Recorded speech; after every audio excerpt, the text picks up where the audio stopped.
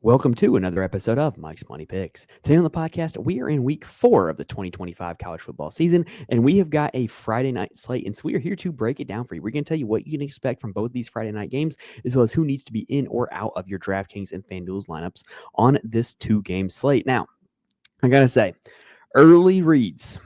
This is the early season nominee for greasiest, grimiest slate of the year. So far, this is kind of the ugliest, worst slate of the year. But hey, it is a slate. We've got college football on our TVs. Life is good, right? So that's why we're going to break down these 2 games, tell you how you can attack these 2 games from a DFS perspective. Now, if you have not already, make sure you are subscribed to the channel. That way you can be with us for the rest of our college football content all season long. We've already got our Saturday main slate video out now, so make sure you go check that out. We're going to be doing a live show Thursday night on the channel as well, around 9 to 9:30 Eastern time-ish, depending on when my 2 kids go to sleep. If you're subscribed, you will know when we go live, so that way you can be there for that. That's really where we go into the kind of the more minutia, the more finer details, talk about strategy, talk about different plays, talk about ownership, just talk about ways of attacking the DFS slate. And we answer all viewer questions as well. So if you want to ask any questions about the Saturday slate, that would be your place to do so. All right, we got 2 games to break down. So let's go ahead and dive right into it here for this Friday night slate. All right, so from DraftKings perspective, like I said, this is probably the greasiest slate we've seen all season so far. And I'll venture to say that it might stand the test of time as being the greasiest slate all season. The reason is because when you look at this slate, we've got probably 1 team out of 4 total that's going to go to a bowl game this year. Even the midweek Conference USA and max slates don't have a ratio that bad, right? Like these are 2 really bad teams playing in the state of Oklahoma, and then 2 Big Ten teams that are just going to run 3 yards in a cloud of dust all night long. It's not a very high scoring fantasy slate. And so what that means is when low overall volume of scoring is present, getting the picks right is going to be more important than raw ownership. And then also finding touchdowns is going to be more important than finding yards, because if there's less overall yards and there's less overall touchdowns are going to make for a higher proportion of the scoring. So you really want to find guys who are going to score the points. All right, so game number 1 is the better on paper of the 2 games to target. We've got Tulsa taking on Oklahoma State. Oklahoma State is 11.5-point favorites. Don't get used to that. Oklahoma State is probably the last game you're going to be favored all season long.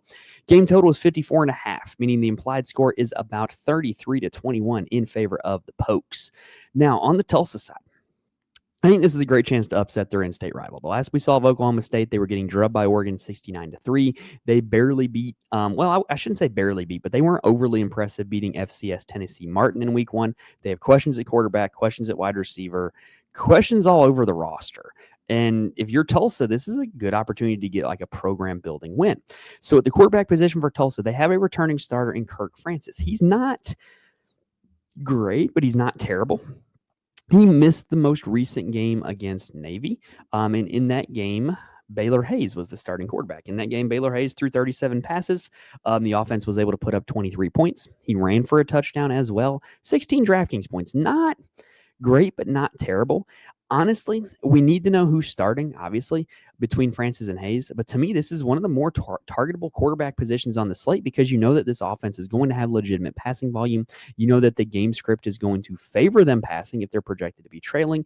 And you know that the game is going to feature points scored, because neither of these 2 teams are great defensively. So I think that this is probably the best quarterback situation on paper to target. We just need to know who it's going to be between Francis and Hayes. That's going to make all the difference. Now, at the running back position, here's where it gets juicy. There's some revenge game narratives here. So Dominic Richardson is a former Oklahoma State Cowboy who is now the starting running back for Tulsa in this game. He's the clear-cut running back 1. He has 53 carries on the season so far.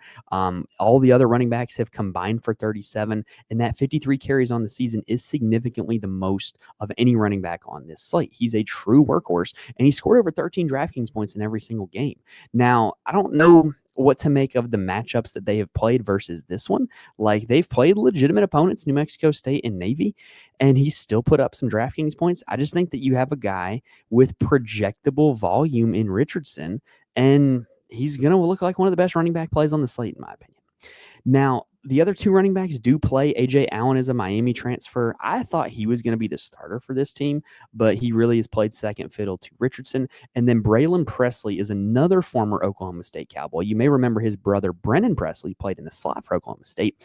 Braylon is the pass-catching back. He's been targeted 10 times on the season, caught 8 passes. He's only 3,500. If you think that this game turns into a shootout, like if you're really building a narrative lineup, which is very doable on this 2-game slate, and you think this game turns into a shootout, Braylon Presley is not a bad look because of his usage in the passing game and his cost tag price tag, I should say, at only 3,500. Yeah, I should have said cost or price tag. I said cost tag. I was kind of in between two terms there.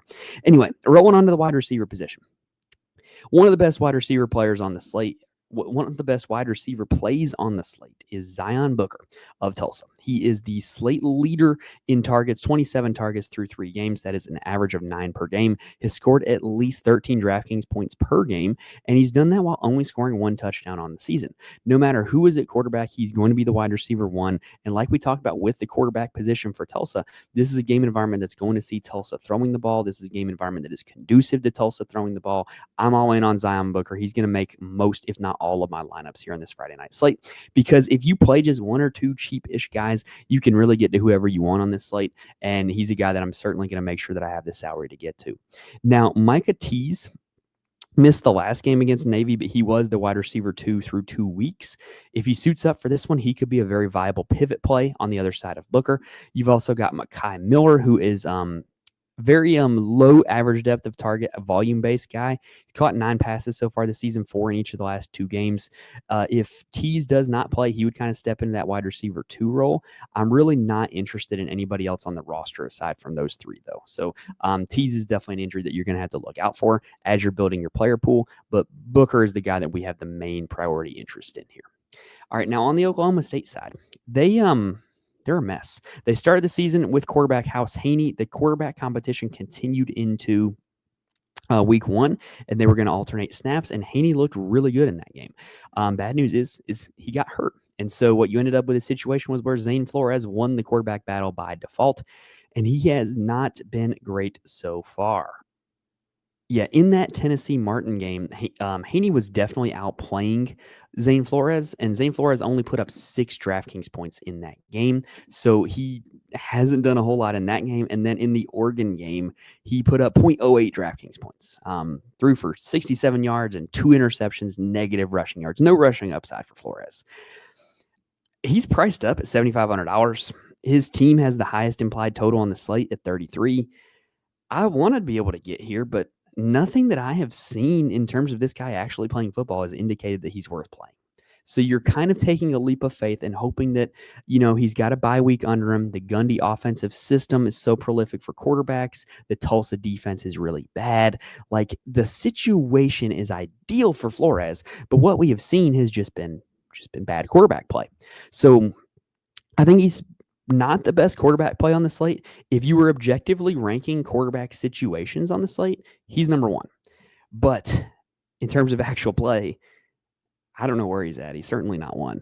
So to me, he's a tough click, but he's a click that I'm going to be making in some of my lineups because of the situation that he finds himself in. Now, the running back position is a massive committee for this team. However, there's kind of a clear leader. So 5 running backs have seen carries through 2 games: Hicks, Fields, Valahi, Brock, and Howland. What you have seen, though, is that they've turned into a workhorse in Caleb Hicks. It's not there from a fantasy scoring perspective because he has not scored a touchdown. In fact, he has not broken off a run longer than 15 yards so far this season, but he's a significant carry leader on the season. He's at 35. No other back on the team has more than 10. If you're playing one back from this team, it has to be Hicks. If you're playing anybody else, you're just hoping that they fall into the end zone. I think Hicks is very clearly the best play here. It's a game flow that should be very favorable to Oklahoma State running the ball, with them projected to be double-digit favorites. So I really, really do understand playing Hicks as a running back play. I think he's one of the top-end running back plays on the slate. I don't think he's 1, but I think he's near the top. And I do think that this is going to be a slate where you're going to want to play 3 running backs, and he's probably one you're going to want to get to. Now, at the receiver position, this is where it's really a mess for Oklahoma State. So Gundy, before the season started, said, we don't really have a wide receiver 1. We're going to be rotating receivers a lot. We're going to be looking for that guy. And through 2 games, They haven't found that guy. This offense has not had a lot of passing success, so it's really hard to prognosticate out what they're going to do. Only 25 passes have been completed for 299 yards so far this season by the Oklahoma State quarterbacks. That's not good. That's a week for Sawyer Robertson and Baylor. That's 2 weeks for these Oklahoma State guys. It's not good. So it's really hard to project who the top receiver is going to be. So all we can do is look at the data we have. Gavin Freeman is the reception leader on the season, the target leader on the season. He's also scored the only receiving touchdown on the season. So you've got a guy who leads in receptions, leads in targets, is the only touchdown scorer. He has the most touchdown equity. What's the catch?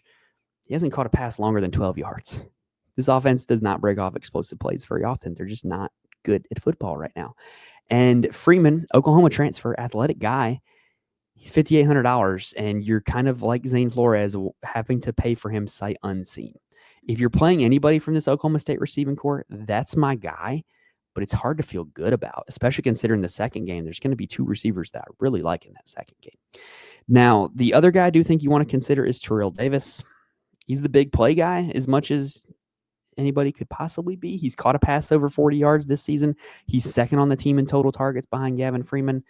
Caught 1 pass against Oregon for 3 yards. He's $5,700, only 100 behind Freeman. I'd rather play Freeman. I'm just not really here for the data, what I'm looking at with these Oklahoma State guys. Now, if you're looking to get really cute, really different, Christian Fitzpatrick, Cam Absher, Shamar Rigby, all of those guys, and Sam Jackson also. Those 4 guys have all seen 4 targets or more this season at various points in the game. I'd rather just play Freeman, especially considering that you're not going to need the salary savings for playing the other guys. But if you're just looking for me to tell you every name you need to know, those are the names you probably want to know. All right, let's take a quick breather, and then let's continue on with game number 2. All right, so before we can continue, I do want to mention there are places where you can get more information from me. First off, you can follow me on Twitter at Mike's Money Picks. I'm more than happy to answer any questions you have if you reach out to me on there, as well as that's where I tweet out all updates for the show as well. Also, if you want to find a community to talk about DFS with for college football and other sports, the Fantasy Corner Discord is the place to go. It's 100% free. The link is in the description on YouTube as well as the audio feed. It's got a lot of people in there that just always bouncing strategy and plays off each other for college football and NFL and every sport in between.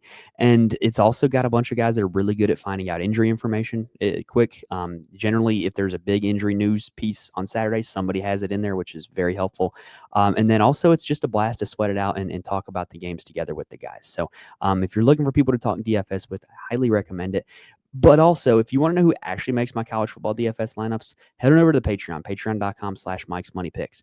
I post my core plays along with a full written article for every single college football DFS slate. So if you are looking for a starting point, if you're looking to improve your college football DFS game, that is a place you can go where you can not only get the plays themselves, but the reasoning why to help you get better at college football DFS. All right, let's go ahead and carry on to game number 2. Iowa taking on Rutgers. When you look up rock fight in the dictionary, this is a rock fight. We've got Iowa as 2.5-point favorites. Game total is 45.5, meaning the implied score is about 24-21 in favor of the Iowa Hawkeyes. So let's talk about Iowa. So they have a quarterback who was supposed to be the best quarterback they've seen in a decade, and he might still end up being that guy. It's how bad Iowa's quarterback play has been. It's Mark Gronowski. He's a transfer from South Dakota State. He is mobile. He's rushed for a touchdown in every game so far. He's put up 12, 15, and 22 DraftKings points. Quite a wide range of outcomes. He's also passed for 44, 83, and 179 yards so far. And if you're sitting there thinking, well, Mike, why are you just reading the box scores? It's because the box scores are so puzzling, man. Like, we just don't really know what to make of this situation. I feel like the upside is there for Gronowski because of his legs. He's the only quarterback on this slate who I feel like brings legitimate upside with his legs. Maybe a little bit for the Tulsa kid, but more so for Gronowski than anyone else. And so if there were to be a game that shoots out, or if there were to be a quarterback that you could play unstacked because of their rushing upside, Mark Gronowski would be the guy that you would want. So he's certainly a guy that's going to make my player pool, especially considering that Rutgers is one of the worst Power 4 pass defenses so far. They've allowed an average of 245 passing yards per game, and they haven't exactly played a gangbuster schedule so far. So I'm hoping that Gronowski is able to take advantage of that defense a little bit, whether it's by his arm or by his legs.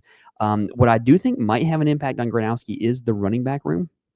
So Kamari Moulton was the running back one heading into the season. He got hurt in the first half against Albany and has not played since. Apparently, there's a chance he could play in on this Friday night slate. If he does, I think that lowers Gronowski's upside slightly because I think I would definitely be a little bit more run heavy. Moulton would be much more likely to vulture a touchdown on the ground as opposed to Gronowski running or throwing it in. So I do think that that would lessen Gronowski a little bit. But to me, he's one of the top running back plays of the slate if he does play. If he does not play, Iowa's running back room is getting weird, y'all. Xavier Williams, who looked really good in week one, um, decent in week two, I should say. He's out now. He will not be available in this game, so you can't go to him. Terrell Washington Jr. Was listed as the co-starter in week one, had 15 carries, has had 8 carries since, has not been effective, has not scored more than 8 DraftKings points in a game. Jayzion Patterson is the guy that you would probably want if Moulton is out. He's had double-digit carries in each of the last 2 games. He's caught a pass in each of the last 2 games. He's probably got the most upside just from a raw volume perspective and an efficiency perspective, just based off what he's done in the last 2 games since Moulton has been out. And then you've also seen Nathan McNeil have a few carries. He had 10 against UMass, but most of those came when the game was in doubt. So if Moulton is in, Moulton is a great play. If Moulton is out, then Boosh Gronowski and Jayzion Patterson will be the guy I would be looking at. Now, at the wide receiver position, this is really hard to handicap because this offense has had so little passing volume and so little passing success that you can't really tell who the wide receiver one is because we're just looking at a very small, diluted sample size, right? And so what we're looking at here is we're basing it off of what we know about this team from the depth chart, what we know about this team from last season. Jacob Gill is their best receiver. He had a few breakout games last year against Iowa State. He was effective 5 for 52. Is he a little overpriced on this slate? Yes, but there's 2 guys we're going to talk about on Rutgers that are going to make price irrelevant. I think he's a guy that is certainly playable in this situation. I also think that after him, Phillips and Anderson are their next 2 best targets. They're both listed as starters on the depth chart. They're both guys that you can get to at a very cheap cost if you're needing to save cost. And then at Iowa, we know that it's tight end university, right? Well, Addison Ostrenga is out for the season, and Zach Ortworth is the new starting tight end. Caught 1 pass against UMass, but hey, if Iowa's tight end you and you trust that reputation, he's a guy that is going to be next in line to be the tight end. Now, on the Rutgers side, this is where this slate gets interesting to me because I think DraftKings did a generally pretty good job on pricing on this slate, except for these Rutgers skill players. And first guy we got to talk about is the Greek rifle, Ethan Kaliakmanis. He's been okay so far this season, at least 17 DraftKings points in every game. On paper, he's been by far the most effective quarterback out of anybody on this slate. We don't generally think of Rutgers as this arid out, high-flying offense, and they're really not. He's just completing a lot of at low depth of target passes, a lot of shallow passes, a lot of easy completions for him. Doesn't really have a whole lot of rushing upside, but he's had passing success so far this year. And I actually think that one of the ways you want to beat this Iowa team is not by running it right at him. It's not by trying to throw deep over the top on him. I think it's by dinking and dunking him. And I think this is actually a decent spot for Ethan Kaliakmanis for that reason. So now that we've talked about all 4 quarterbacks, let's rank them in terms of my likelihood to play them. I would go Tulsa starter, whether it's Francis or Hayes, 1. Kaliakmanis 2, Gronowski 3, Flores 4. That's my personal ranking. Now at the running back position, here's where this slate is real interesting. So Rutgers has 2 running back injuries. The running back 2 last year to Kyle Monongai was Sam Brown the 5th, Sam Brown V. He is let me think the best way to phrase this. He's not played a game so far this season. He's questionable for this one. I know nothing about the situation, can't find anything on it. I don't think it's likely he suits up, but if he does, it would throw a wrench into things. CJ Campbell is the FAU transfer who was quite good at FAU, who went in a cart from the tent to the locker room in the game against Norfolk State very early in that game. Look, anytime you get carted off in football, that ain't a good sign. I don't think it's likely he plays. And it's a really easy handicap if both those guys are out. If both those guys are out, Antoine Raymond is going to be the workhorse running back. He was against Norfolk State. He ran for 2 touchdowns and 79 yards in that game, 22.6 DraftKings points. He is the top running back play on the slate as long as Campbell and Brown are out, especially when you consider cost. If you play Antoine Raymond at running back, you almost have enough salary that you can do whatever you want with the rest of your lineup. His backup would be Ja'Shawn Benjamin. who had 12 carries in that Norfolk State game. However, most of that was while the game was decided. When the game was close, Raymond was the guy. He's the guy that you want on this slate, especially if we get injury news that Campbell and Brown are out. I'm recording this on Wednesday night, so maybe by the time we get to Friday morning, Friday afternoon, we have news. But Raymond is the guy that I'm targeting in this Rutgers backfield. Now, at the wide receiver position for Rutgers, this is another curveball on the slate. Ian Strong is their best receiver. He had 19 targets through 2 games, scored at least 20 DraftKings points in both games, had at least 100 yards receiving in both games. He's a great receiver. He did not play in the game against Norfolk State. Why? I don't know. But it was an FCS opponent. I couldn't find anything on an injury or anything in the Miami, Ohio game that signaled that he left early or anything like that. If you guys have any more information than me on any of these injury situations, put it in the comments because I really can't find a whole lot about some of these injury situations. So he's been great so far this season. He's averaging the most targets per game out of anybody on the slate. He just didn't play last game. As long as he's active, he's the top wide receiver play on the slate in my book. Second top wide receiver play on the slate is actually his teammate KJ Duff. So KJ Duff has been targeted 22 times so far this season, a little over 7 a game, caught 6 passes in every game. He's only $4,700. Why that is, I don't know. But if you play Antoine Raymond and you play KJ Duff, you can literally play whoever you want with the rest of your lineup. I've done all the math. So they're on paper shaping up to be 2 of the best plays, 2 of the best value plays, and they play on the same team, which makes it a little interesting. Duff gets a boost if Strong is in fact out, but I still think you can play him when Strong is in because if you're looking at it as a whole, there's no receiver priced cheaper than Duff that I really have a whole lot of strong opinions about. So he's a very cheap, very playable guy. He's going to be very popular, but for good reason. He's going to be a guy that's going to be making a lot of my lineups. Now, the other guy we do have to mention is DT Sheffield. I actually think he's going to be the most under-owned out of these 3 because he is priced up the most. He's had the least success so far this season. He's only had 20 targets through 3 games, which is slightly less than KJ Duff and certainly less than Strong on a per-game basis.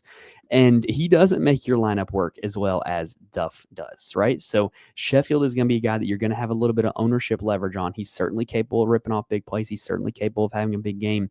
If you're looking to be different when everybody else in the field is navigating to Strong and Duff, playing Sheffield could be a way that you could get different. And he's certainly worth a look. The only other guy I'll mention is the tight end Fletcher and the other tight end Weber. Rutgers featured the tight end quite a bit last year, but hasn't really done so far this year.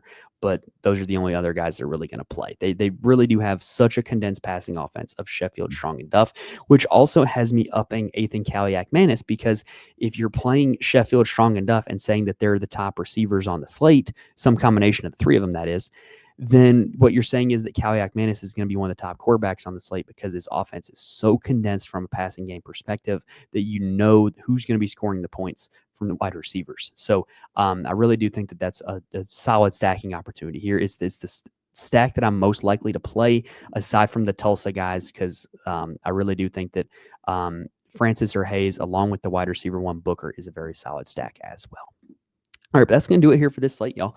2 games on a Friday night, 2 very greasy, interesting games that are surely to be college football, right? Like these are the type of games, like a shout out to the Sickos committee on Twitter. Like these are the type of games that produce like memorable college football plays and college football moments, right? So hopefully it'll be a lot of fun. And hopefully we gave you guys all the information you need in order to build the best lineups here on this 2-game slate. If this video helps you out in any way, please hit the like button. If you're watching on YouTube, please rate and review if you're listening on audio. Helps me out a ton when you guys do that, and I really do appreciate it. But that's going to do it here for this episode, guys. Thank you guys for watching and listening to this point. Best of luck to you guys on the Friday night slate, and I will see you guys next time.